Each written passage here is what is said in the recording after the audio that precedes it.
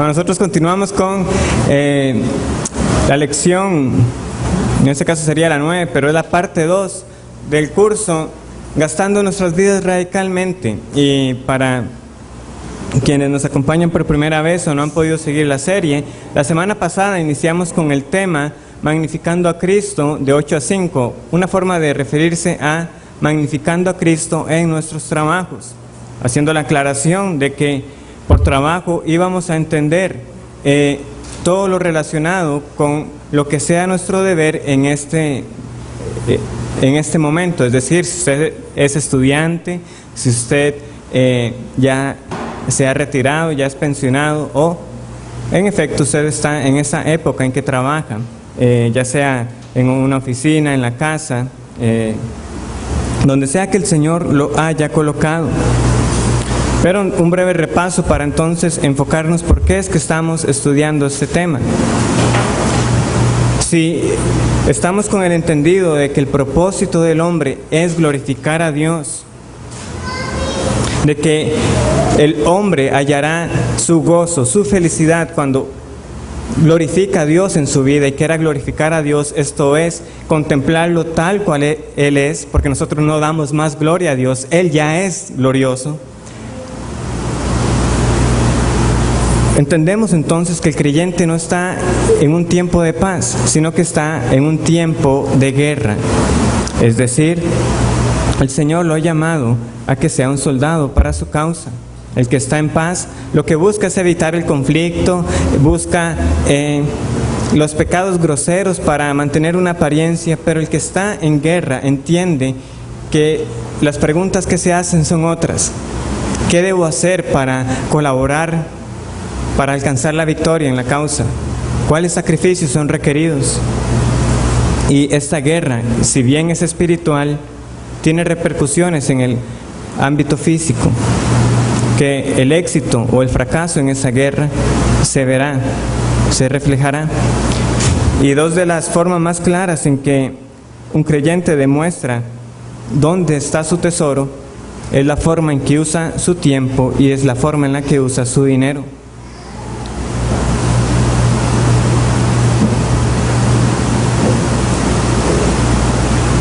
Tanto creyentes como incrédulos tienen necesidades de las mismas cosas. Es lo que Cristo escribe en Mateo capítulo 6. Ustedes tienen necesidad de comida, ustedes tienen necesidad de un techo, tienen necesidad de ropa. Y los gentiles buscan todas estas cosas.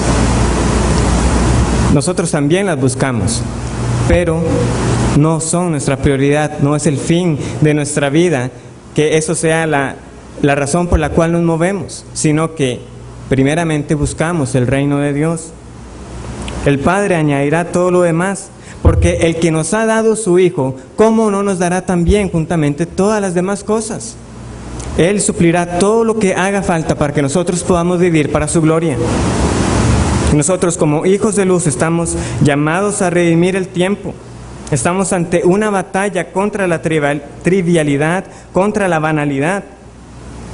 Una trivialidad, una banalidad que ha afectado cómo pensamos. Mentes que fueron hechas para contemplar la gloria de Dios, ahora se maravillan con cualquier cosa. Y de estar maravillándose con cualquier cosa, al final de cuentas, ya son asombradas por nada. Sin embargo, la conclusión errada sobre este punto del uso de los recursos, sobre el uso del tiempo, no es que todos renunciemos inmediatamente de nuestros trabajos, que vendamos todas las cosas y nos vayamos a algún lugar alejado. Si fuera necesario, el creyente está dispuesto a despojarse de todo eso, está claro. Pero por eso fue que entramos al tema del trabajo. ¿Por qué? Porque es necesario que existan ambos frentes. Sí, habrán unos que en la guerra estarán en las primeras líneas de batalla, pero hay quienes van a estar detrás apoyando a los que están adelante. No todos podemos estar en el mismo tipo de labor. Por eso nosotros fuimos a 1 Corintios capítulo 7, vamos a buscar ese pasaje.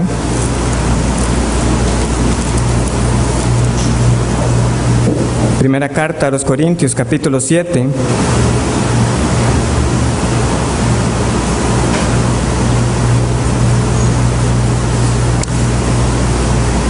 De los versículos 17 al 24, Pablo está llamando a que cada uno considere la condición en la que fue llamado. Es lo que les dice en el versículo 17. Pero cada uno como el Señor le repartió y como Dios llamó a cada uno, así haga. Es ordeno en todas las iglesias. Fue llamado alguno siendo circunciso, quédese circunciso. Fue llamado alguno siendo incircunciso, no se circuncide. Y más adelante en el versículo 21, fuiste llamado siendo esclavo, no te dé cuidado, pero también, si puedes hacerte libre, procúralo más, porque en el Señor fue llamado siendo esclavo, libertos del Señor. Asimismo, el que fue llamado siendo libre, esclavo es de Cristo. Versículo 24, cada uno, hermanos, en el estado en que fue llamado, así permanezca para con Dios. Es decir, salvo ciertas excepciones, lo más probable es que donde el Señor lo ha llamado a usted, es también donde el Señor quiere que usted esté. Y eso involucra el oficio que nosotros hemos aprendido para nuestro mantenimiento. Y nosotros hemos visto tanto casos hipotéticos como casos reales de ejemplos de personas que han visto que donde Dios los ha llamado, ahí mismo han podido servir para la obra de Dios, para dar la gloria a Dios. Hemos visto casos de estudiantes, de hombres de negocios, de parejas retiradas, de amas de casa. Porque no es un asunto de la cantidad de tiempo o la cantidad de dinero que tengamos, es cómo lo estamos usando, qué estamos haciendo con lo que Dios nos ha dado. Y repasamos entonces los objetivos que queremos conseguir con este estudio sobre nuestros trabajos, y es tener un mejor entendimiento de lo que significa ser hecho a la imagen de Dios, que nuestra vocación tome un mayor sentido, un mayor significado al descubrir distintas maneras para honrar a Dios en nuestro trabajo, y finalmente que Dios nos mueva a un compromiso para vivir y predicar el Evangelio en nuestro trabajo. Entonces, dicho eso, nosotros hicimos la separación. Hay trabajos seculares y hay trabajos que se llaman del ministerio o de la obra de Dios. Pero vimos que esa separación, cuando la hacemos, no es que estamos implicando un menosprecio por el trabajo secular, para nada. Como vimos, ese fue un error que vino a ser también corregido en la Reforma. El estudio de la palabra vino a que se viera el correcto sentido de esas labores ordinarias que son necesarias para el funcionamiento de la sociedad. Es la Iglesia Católica y obviamente nuestro propio pecado que ha hecho esa separación, como de que aquellos que se dedican al ministerio hacen mejor que aquellos que están trabajando de forma secular. Martín Lutero, como vimos, despedazó totalmente el argumento de esas personas diciendo: es que no existe tal cosa como personas del estado temporal y personas del estado espiritual. Cada creyente es del estado espiritual, y la única diferencia entre aquellos que trabajan en labores comunes y los que están en las labores del ministerio es una diferencia de oficio. Pero él puso el ejemplo. Si usted tiene un grupo de personas laicas que por alguna razón llegan a estar aisladas, y entre ellos no hay ninguno que sea un ministro ordenado, si de entre ellos sale una persona para dirigir el culto, para enseñar la palabra, esa persona es igual como si hubiera sido ordenado, en este caso como él lo pone, por obispos o papas, recordando la época en la que él escribía. No hay tal separación de que la labor secular sea de un segundo plano con respecto a las labores del ministerio. Hay tanto necesidades físicas como necesidades espirituales, y ambas tienen que ser suplidas. El estudio de las Escrituras llevó a muchos a entender lo que ahora muchos parecen haber olvidado. Escribe el pastor Sogel Michelén, que todo creyente vive y trabaja para la gloria de Dios, desde el pastor hasta el abogado, desde el misionero hasta la ama de casa, desde el teólogo hasta el ebanista, desde el maestro de escuela dominical hasta el músico y el pintor. Somos siervos de Cristo las 24 horas del día, los 7 días de la semana, los 365 días del año.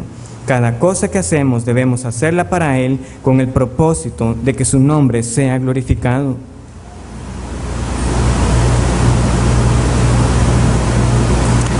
O repasando también lo que decía Lutero, un zapatero, un herrero, un granjero, cada uno tiene el trabajo y el oficio de su gremio, y empero todos son como el obispo y sacerdote que ha sido consagrado. Cada uno por medio de su propio trabajo u oficio debe beneficiar y servir a los demás. En la manera que muchos tipos de trabajo deben ser hechos para el bienestar físico y espiritual de la comunidad, tal como los miembros de un cuerpo sirven el uno al otro. Pero ¿cómo glorificamos a Dios en nuestros trabajos? Esa es la gran pregunta entonces que el creyente se hace. Si el Señor me ha puesto aquí, ¿cómo le voy a glorificar? Y nosotros vimos entonces 6 razones y estudiamos 2 de ellas la semana pasada. Brevemente, la primera dice, a través de la comunión que disfrutamos con Él durante el día en toda nuestra labor.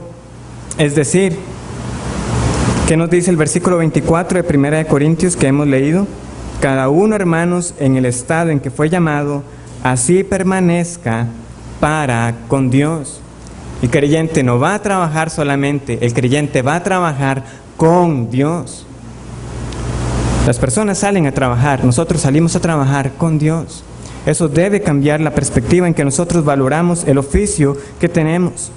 Es una promesa personal. Dios está con su pueblo, pero aquí particularmente está con cada uno de los que ha llamado. Y está con usted cuando usted va a trabajar. Y es también un motivo para estar siempre agradecido. Cada día de vida que el Señor le ha dado es también un día que le ha provisto a usted todas las facultades físicas y mentales necesarias para que usted pueda desarrollar su trabajo. Y eso es un motivo para dar gracias a Él continuamente.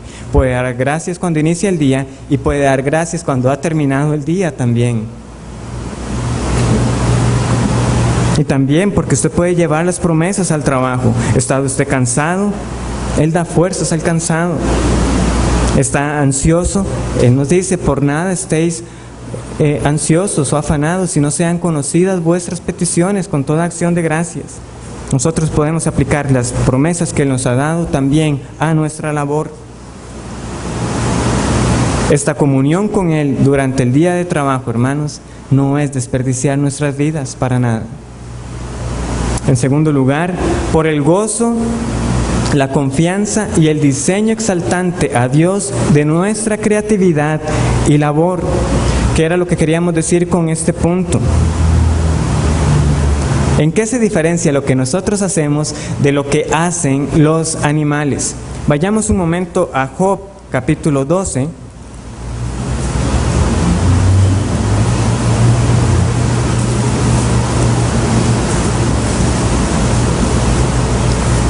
Esta creatividad hay que entenderla no solamente en el sentido de un ingenio o de innovar, sino en el sentido de crear. Claro, con la gran aclaración, Dios crea de la nada, nosotros tomamos de lo creado por Dios. Nosotros no llamamos cosas a la existencia. Job, capítulo 2, este es un pasaje que el hermano Gustavo me mencionó la semana pasada y que es bastante pertinente. Vean lo que dice Job 12, del 7 al 10. Y en efecto, pregunta ahora a las bestias, y ellas te enseñarán, a las aves de los cielos, y ellas te lo mostrarán. O habla la tierra, y ella te enseñará. Los peces del mar te lo declararán también. ¿Qué cosa de todas estas no entiende que la mano de Jehová la hizo? En su mano está el alma de todo viviente y el hálito de todo el género humano. Como dijimos, la hormiga, el castor, las abejas, todos ellos entienden el propósito por el cual han sido hechos y reconocen que hay un creador. O la hormiga, el ejemplo por excelencia en Proverbios sobre el trabajo. Pero toda especie, aún aquellos animales que fueron afectados por la caída, como los depredadores, leones, hienas, todos ellos igual están cumpliendo el propósito por el cual han sido hechos. ¿En qué se diferencia entonces de lo que nosotros hacemos? ¿O es que glorificamos de la misma manera? Dios nos ha puesto a nosotros para sojuzgar la tierra, para enseñorearnos de ella, para darle forma, para ordenarla. En ese sentido, nosotros tenemos una responsabilidad muy diferente a la que le fue dada a los animales. De niño recuerdo una de las primeras reflexiones teológicas que vino a mi mente. Estaba sentado en la tarde un domingo después de la escuela dominical y la lección tenía que haber visto con esto, que Dios hace todas las cosas. Entonces yo estaba sentado, veía el palo de casa ahí en el patio de mi abuela, un río que había por ahí, zacate, todas esas cosas, y yo decía, bueno, todo eso ha sido hecho por Dios, ¿verdad? Como le enseñan a uno, ¿verdad? Las cosas de la creación. Pero luego yo me quedé pensando en la mesa en la que estaba sentado, en los carros. Eso también lo hizo Dios. Era un niño, ¿verdad? Entonces,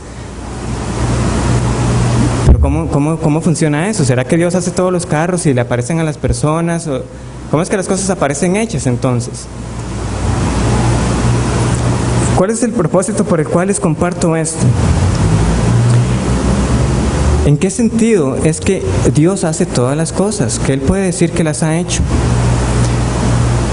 Hay una gran oportunidad aquí para ustedes padres, para explicar a sus hijos de cómo uno puede reconciliar que Dios en efecto es el que hace todas las cosas, y el hecho de que uno está rodeado cada día de productos del ingenio humano y cosas que han sido tanto hechas por creyentes como han sido hechas por incrédulos y personas que no le dan la gloria a Dios para nada.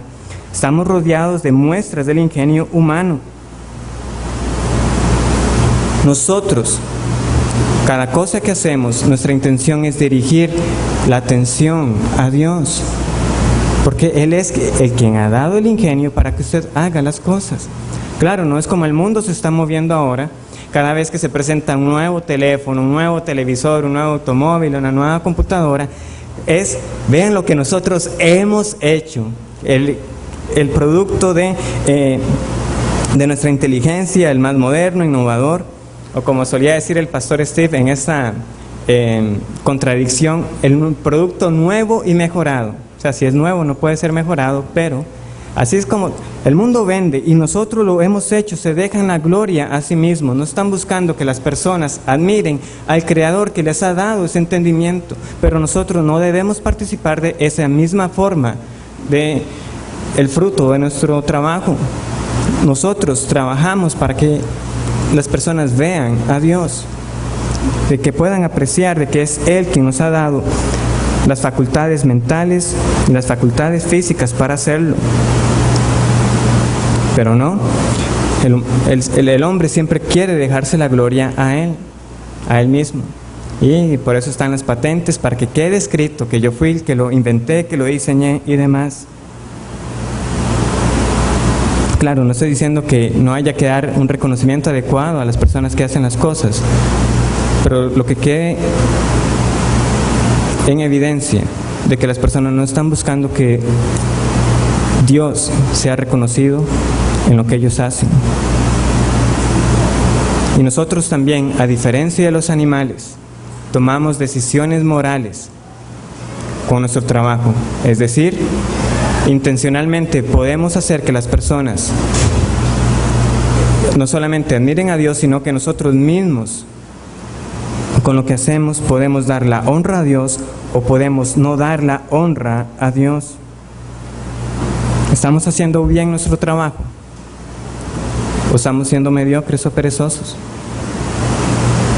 De nuevo, los animales hacen lo que tienen que hacer, ellos no se lo cuestionan. Nosotros, a diferencia de ellos, sí tenemos consecuencias morales por lo que hacemos en nuestro trabajo.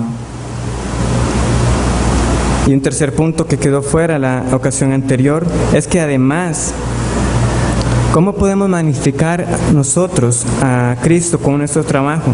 Hermanos, por la gratificación que queda después de una buena labor. Dios no nos ha hecho para ser ociosos. Aquellos que descuidan ser productivos creativamente pierden el gozo de un trabajo que refleja el propósito de Dios, que son dependientes de Dios. Busquemos un momento Eclesiastés capítulo 5, versículo 12.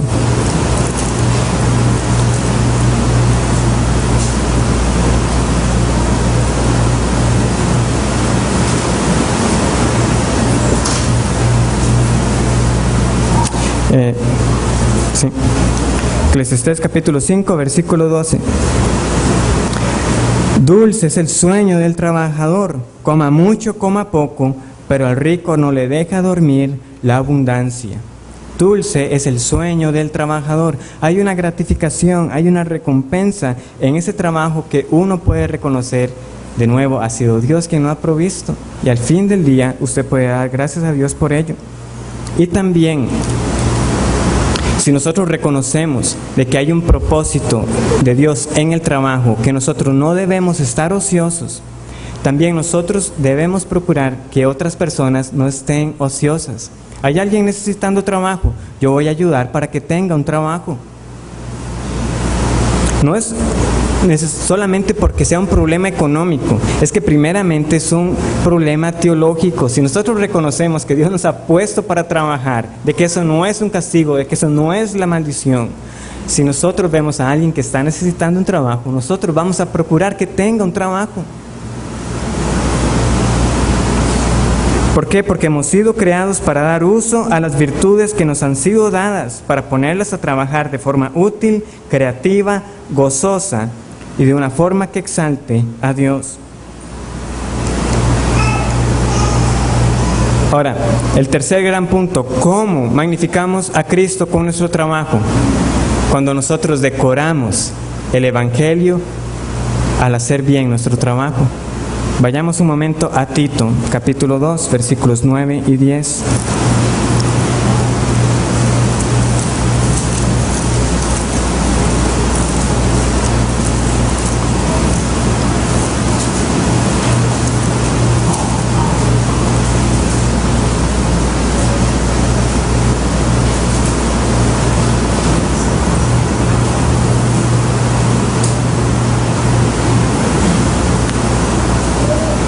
Nosotros magnificamos a Cristo con nuestra labor secular cuando ésta confirma y decora el retrato de la gloria de Cristo en el Evangelio. Veamos a qué se refiere esto. Dice así Tito 2, del 9 al 10. Exhorta a los siervos o esclavos a que se sujeten a sus amos, que agraden en todo, que no sean respondones, no defraudando, sino mostrándose fieles en todo, para que en todo adornen la doctrina de Dios nuestro Salvador. Adornar. De nuevo, estamos poniendo el trabajo en su lugar propio, no vamos a exaltarlo más allá de lo necesario, porque al final de cuentas el trabajo no es el Evangelio. La forma en que nosotros hagamos nuestro trabajo no va a salvar a las personas. Pero, ¿qué es lo que nos está diciendo aquí? Acompaña al Evangelio que nosotros hemos creído. Lo adorna. El Evangelio salva, no nuestro trabajo. Pero es un adorno. Comentario aparte sobre la esclavitud. Este pasaje no está promoviendo la esclavitud. Recordemos que eso era parte del Imperio Romano. Y nosotros ya leímos en 1 Corintios 7, de que Pablo le dice, fue usted llamado siendo esclavo, no le dé cuidado, pero si puede hacerse libre, está bien que lo procure. Pero no se está promoviendo aquí para nada formas de esclavitud, que a veces algunas personas tratan de decir de que el cristianismo opresor, de que fomentaba ese tipo de prácticas, para nada. Lo mismo si vamos al Antiguo Testamento, habían indicaciones claras en ese gobierno de Israel sobre cómo debían tratarse a los siervos y a los esclavos. Y siempre recordándoles al pueblo de Israel, ustedes fueron esclavos en Egipto y yo he sido quien los ha librado. Nunca fue un trato tampoco para oprimir. Y más adelante nosotros también vamos a leer en Filemón, en la carta de Filemón, en el versículo 16, solo tiene un capítulo, de que Onésimo es llamado nuestro amado hermano. Onésimo, que era un esclavo, es llamado ¿qué? Un hermano en Cristo, igual que nosotros. Entonces, ¿no es esto una promoción de la esclavitud? Ciertamente es lamentable que pasaran muchos años para que esta práctica fuera destruida, y hasta el día de hoy nosotros seguimos viendo prácticas de esclavitud sexual, de trata de personas, que deberían hacer reflexionar a las personas no del cristianismo opresor, sino sobre nuestro pecado, porque se jactan de una sociedad moderna, pero ese tipo de esclavitud sigue presente. Pero volviendo al texto, ¿qué es nuestra labor? Es un adorno. ¿Es un adorno a qué? A la doctrina de Dios nuestro Salvador. En otras palabras, poniendo la ilustración que usaba Piper, nuestro trabajo es el collar, no es la mujer hermosa. La mujer hermosa es el Evangelio. El collar es simplemente un adorno. La forma en que nosotros trabajamos adorna el Evangelio. Es decir, está siendo la forma en que nosotros trabajamos.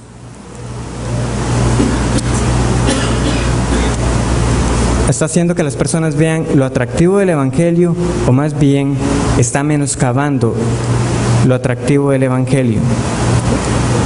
Ya lo dijimos, la forma en que trabajamos no salva a nadie, pero hermanos, quien hace mal su trabajo definitivamente va a poner piedras de tropiezo para que personas escuchen la verdad. ¿Cómo? Tal creyente, pero ese es un perezoso, ese es de los peores que tenemos acá en el trabajo. Más bien están viendo cómo lo echan.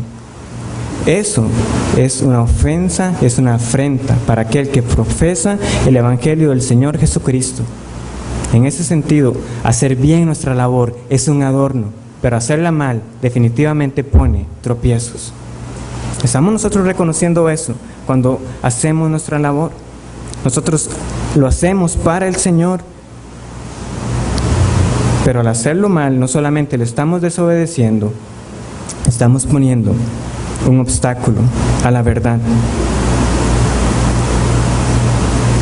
Cada situación es particular, pero que cada uno sea movido a pensar, a hacer una lista, qué cosas está haciendo que pueden ser un obstáculo, y por el contrario, qué cosas podría empezar a hacer para que las personas vean lo atractivo del Evangelio en su labor.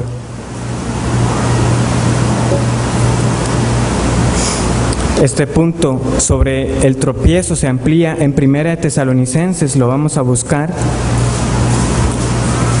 Primera carta a los Tesalonicenses.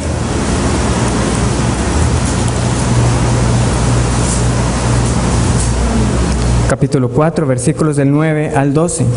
Dice de esta manera: pero acerca del amor fraternal no tenéis necesidad de que os escriba, porque vosotros mismos habéis aprendido de Dios que os améis unos a otros, y también lo hacéis así con todos los hermanos que están por toda Macedonia. Pero os rogamos, hermanos, que abundéis en ello más y más, y que procuréis tener tranquilidad y ocuparos en vuestros negocios y trabajar con vuestras manos de la manera que os hemos mandado, a fin de que os conduzcáis honradamente para con los de afuera y no tengáis necesidad de nada. De nuevo, los de afuera no serán salvos porque ustedes se conduzcan honradamente. Pero estos obstáculos para que ellos escuchen la verdad serán quitados. Cuando venga el momento en que uno le comparte el Evangelio, ellos tendrán el testimonio de una persona que realmente agrada a Dios con su trabajo. Se están conduciendo bien con los de afuera. Es un asunto también de testimonio. En cuarto lugar, ¿cómo podemos magnificar a Cristo con nuestro trabajo? Bueno, al ganar lo suficiente para no ser una carga a otros, a la vez que nos enfocamos más en lo servicial de nuestra labor que en la remuneración financiera. Vamos a buscar Génesis capítulo 2.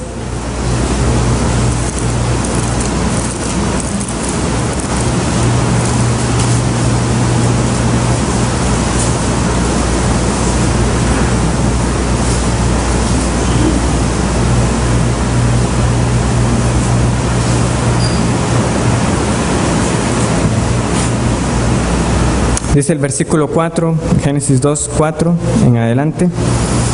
Estos son los orígenes de los cielos y de la tierra cuando fueron creados, el día que Jehová Dios hizo la tierra y los cielos, y toda planta del campo antes que fuese en la tierra, y toda hierba del campo antes que naciese. Porque Jehová Dios aún no había hecho llover sobre la tierra, ni había hombre para que labrase la tierra, sino que subía de la tierra un vapor, el cual regaba toda la faz de la tierra. Entonces Jehová Dios formó al hombre del polvo de la tierra, y sopló en su nariz aliento de vida, y fue el hombre un ser viviente. Y Jehová Dios plantó un huerto en Edén, al oriente, y puso allí al hombre que había formado. Y Jehová Dios hizo nacer de la tierra todo árbol delicioso a la vista y bueno para comer, también el árbol de la vida de en medio del huerto, y del árbol de la ciencia del bien y del mal. Y salía de Edén un río para regar el huerto, y de allí se repartía en 4 brazos. ¿Qué tenemos acá? Hermanos, este jardín no había que hacerle nada, se regaba solo, producía sus frutos. Eso diría uno en nuestra perspectiva, pero el versículo 5 nos dice que no había hombre para que lo labrase. De todas maneras, había que trabajarlo. De cierto modo, tenía que ser labrado. Pero sí había algo que es diferente a cómo sucede ahora. Usted tenía la total certeza de que ese jardín usted lo labraba e iba a producir al 100%, a diferencia de ahora, que hay que arar y que sembrar y que con esfuerzo la tierra va a producir. Entonces, vemos que la intención desde el principio ha sido que el hombre trabajara. Nosotros leemos en Génesis 3, del 17 al 19, que eso va a cambiar, de que ahora habrá esfuerzo, de que habrá dolor, de que habrá frustración a la hora de trabajar. ¿Por qué? Porque será con dolor que se van a recoger esos frutos. Y como dijimos la semana pasada, no es como cantaba el negrito del batey, no es que el trabajo Dios lo hizo como castigo. Fue el propósito que el hombre trabajara. Es este dolor, es este esfuerzo de que no necesariamente iba a ser recompensado de la misma manera lo que es el castigo. Pero alguien puede preguntar entonces, si Cristo vino a librarnos de la maldición de pecado, ¿por qué nosotros todavía como creyentes sufrimos este mismo castigo que se nos describe en Génesis? No es que Cristo vino a vencer la maldición del pecado, sí, en efecto, pero al igual que la muerte, que ha sido vencida, que ha sido derrotada, nosotros todavía estamos sujetos a parte de ese castigo. Es decir, a menos que Cristo venga, nosotros también vamos a morir. Y nosotros también, mientras estamos en este cuerpo y en este mundo, estamos todavía sujetos a la descripción de este castigo de Génesis 3. Ya luego vendrá el día, se nos describe en que habrá cielo nuevo y tierra nueva, donde ya nosotros no tendremos este problema que se nos describe acá, sino que la tierra producirá su fruto de nuevo.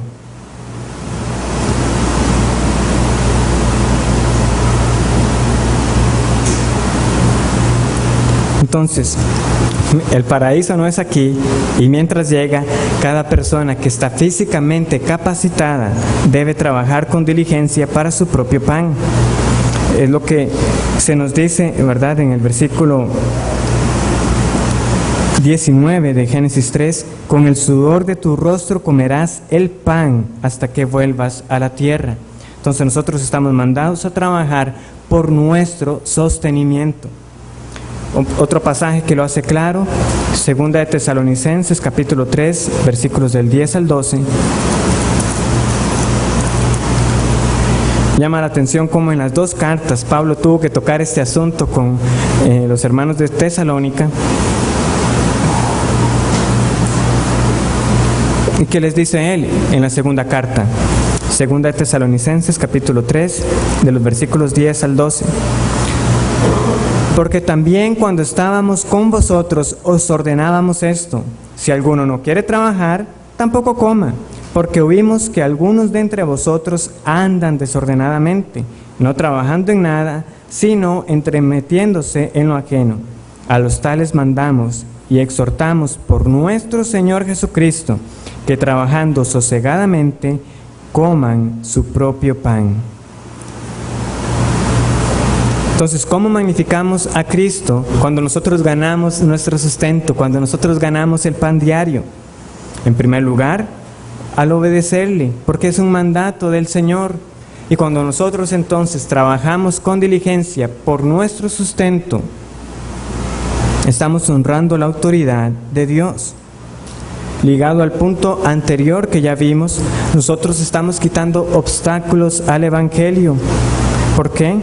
Porque al estar ocupados en ganar el sustento, nosotros no vamos a andar como se describe acá, como aquellos que andan entrometiéndose en lo que no deben y más bien ocasionando problemas.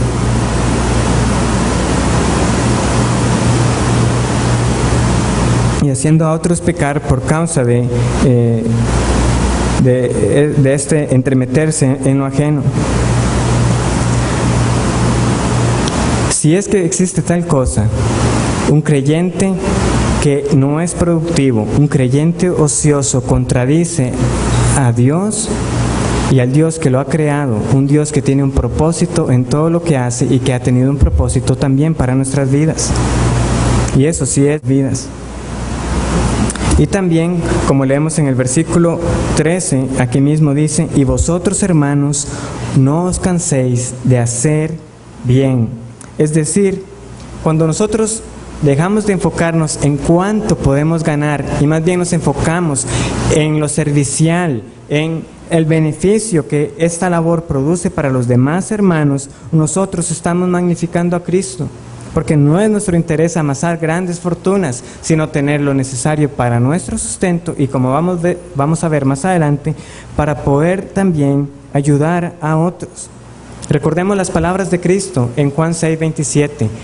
Trabajad no por la comida que perece. ¿Está diciendo Cristo que no trabajemos? No, pero es que no es nuestra meta trabajar por la comida que perece, sino que recordemos de que nosotros trabajamos por algo que a vida eterna permanece. Nosotros trabajamos por algo más. No nos desvelamos por las ganancias, sino que vemos la utilidad de nuestra labor. Solo un pasaje más, devolviéndonos a 1 Corintios capítulo 7. Pablo transmite una idea similar a este trabajar no por la comida que perece.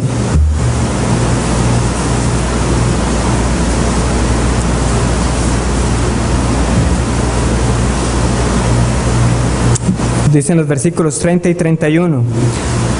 Y los que lloran como si no llorasen, y los que se alegran como si no se alegrasen, y los que compran como si no poseyesen, y los que disfrutan de este mundo como si no lo disfrutasen, porque la apariencia de este mundo se pasa. Es decir, hay que comprar, sí, pero nosotros vamos a comprar como si nosotros no tuviéramos nada en esta vida. Es decir, compramos porque es necesario, pero no nos desvelamos por lo que hemos adquirido. Es como si nosotros no tuviéramos nada en esta vida, porque al final de cuentas nada de esto nos vamos a llevar. Compramos como si no poseyésemos.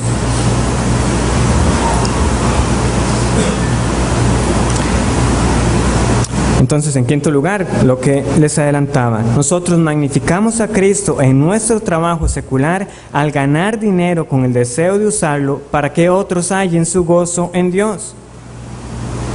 ¿Debería ser la meta de nuestro trabajo hacer dinero? Ya vimos que no. Entonces, ¿cuál es la meta? No solamente es ganar el sustento necesario, es tener para ayudar a otros. Ya hemos visto, es claro, toda aquella persona que puede trabajar, debe trabajar. Pero no solamente se detiene ahí, es que en el fondo todo nuestro dinero debe ser usado para que otros hallen su gozo en Dios. Y esto se va a lograr de forma particular cuando nosotros usamos ese dinero de más para ayudar a otros. Y cuando digo eso, muchos dirán, usted no sabe, yo ando más apretado que... ¿Cuántos de nosotros, si hiciéramos un presupuesto, nos daríamos cuenta que realmente necesitamos mucho menos de lo que pensamos? Pero el punto es cierto, habrá que Si usted es un agricultor, puede venir una sequía. Está uno con buena salud, viene un quebranto, una enfermedad que lo discapacita a uno de forma permanente, ya uno ya no puede trabajar por ese sustento. Ahí es donde la voluntad de Dios para aquellos que trabajan se va a manifestar. Usted puede ayudar a los que están en necesidad. Usted puede ayudar a los que están en necesidad. Es una promesa general, dice Proverbios 12:11. Proverbios 12:11 dice: el que labra su tierra se saciará de pan, mas el que sigue a los vagabundos es falto de entendimiento. El que labra su tierra se saciará de pan. Hay una promesa general del Señor. Usted trabaja, usted va a tener lo suficiente y necesario para comer, y más aún. Pero ya vimos que pueden haber circunstancias que nos impidan de que nosotros podamos trabajar. La Biblia es clara de que entonces es el papel de aquellos que sí están capacitados para hacerlo, ir en auxilio de los más necesitados. Solo vamos a leer, los 3 pasajes son más que claros y no hay mucho que añadir. El primero de ellos es 1 Timoteo 5:8.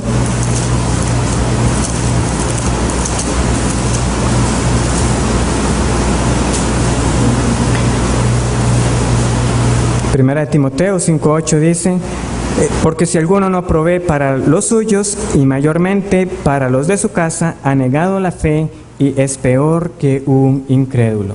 Usted está para proveer para los suyos y mayormente para los de su casa. Y si uno sigue leyendo el capítulo, uno va a notar de que hay instrucciones también para ¿qué? Para ayudar a aquellas que, como dice Pablo, son en verdad viudas. Es decir, ustedes tienen que ver también por estas personas que en efecto no tienen cómo ver por sí mismas. Y va a dar las indicaciones para que todo se haga con orden. El segundo pasaje, Hechos capítulo 20, versículo 35.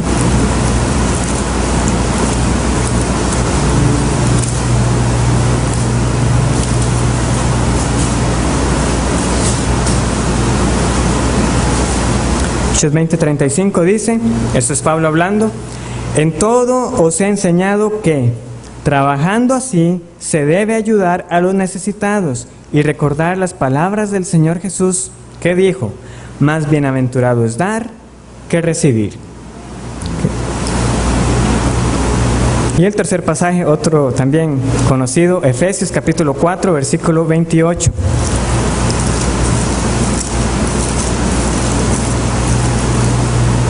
Efesios 4, 28.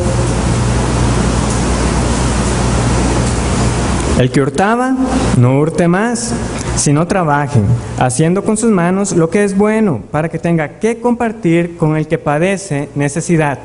Es decir, usted puede robar y tener, o puede trabajar y tener, o mejor aún, usted puede trabajar para tener que compartir.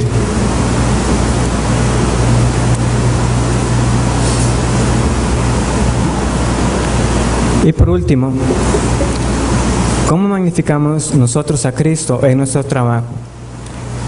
Cuando nosotros consideramos como un regalo de Dios la red de relaciones que uno llega a tener en el lugar de trabajo. Eso es un regalo de Dios, ¿para qué? Para compartir el Evangelio. Para compartir el Evangelio. O sea, está de último lugar, pero no quiere decir, hermanos, que sea importante. Más bien podríamos decir que es el más importante. Pero todo esto ha sido dicho para que no nos olvidemos el propósito del trabajo, ¿verdad? Pero cuando nosotros, principalmente cuando trabajamos afuera, ¿qué es lo que sucede? Toda una red de personas, todo un grupo de personas que nosotros de otra manera no conoceríamos, viene a formar parte de nuestras vidas. ¿Y para qué están? Para que nosotros les hablemos el Evangelio. Hace unas semanas, cuando pasé la hojita para que ustedes llenaran, ¿recuerdan cuánto tiempo más o menos toma una jornada de 48 horas? Y yo sé que algunos trabajan más que eso. Es más del 40% de la semana. Más del 40% del tiempo A menos que usted trabaje con personas 100% cristianas, que yo no creo que alguien pueda decir eso. El Señor le ha puesto incrédulos en su camino para que usted les hable las verdades del Evangelio.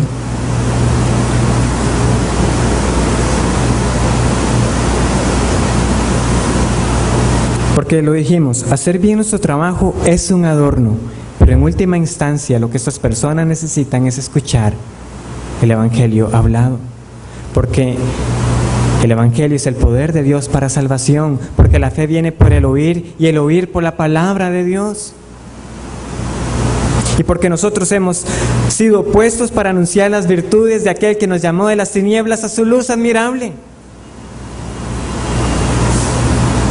Sí, hermanos, ese es el gran propósito que nosotros tenemos también en el lugar en el que el Señor nos ha puesto, para que otros escuchen las verdades de Cristo. Esto ciertamente va a requerir valor, valentía, que en muchos trabajos es un tema que ha sido puesto con sus ciertos códigos de conducta para que no alterar la paz, no perturbar el ambiente de trabajo, pero el Señor nos ha llamado a exponer su verdad.